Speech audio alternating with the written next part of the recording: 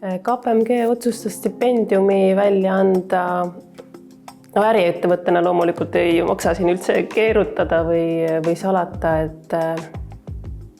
et olla pildis, et olla nähtav, et meil läheks hästi ja kuidas meil läheb hästi, et hästi läheb meil ikka nii, kui me oleme tuntud ja kui meil on häid, tarku ja toredaid inimesi, kes meie äri edendaksid, meie headele klientidele teenust osutaksid.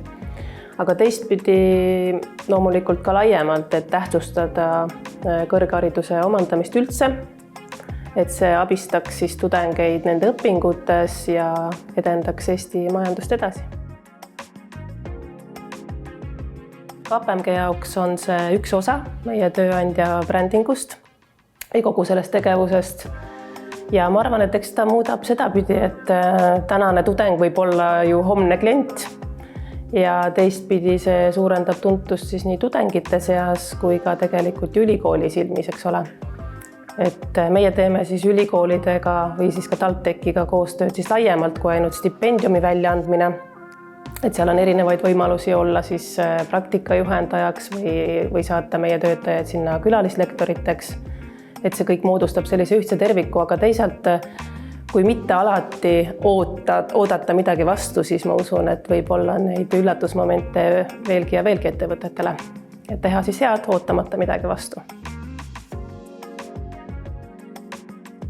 Sooviksin kindlasti ära märkida KPMG selle aasta kogemuse siis stipendiumi üleandmisel.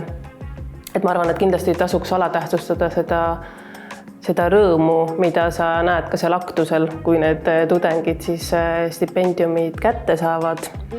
Et meie selle aasta kogemus stipendiaadiga, kus me tegelikult üldse ei oodanudki, et ta meile tööle peaks tulema, siis stipendiaat siis ise avaldas soovi tööle tulla ja selle lühikese koostöösuhte me ka sõlmisime. Lühikese just seetõttu, et ta läks uuesti kooli, nüüd sügisest siis doktorantuuri.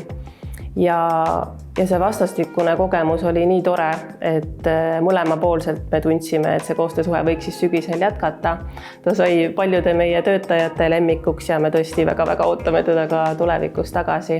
Ja ka tema ütles, et ta esimesel võimalusel, kui ta näeb kooli kõrvalt seda võimalust töötada, et siis võtab meiega ühendust. Et kindlasti ettevõtetel tasuks siis mõelda selle peale, et mitte alati siis oodata midagi vastu, aga sa saad seda siis, kui sa seda kõige vähem ootad.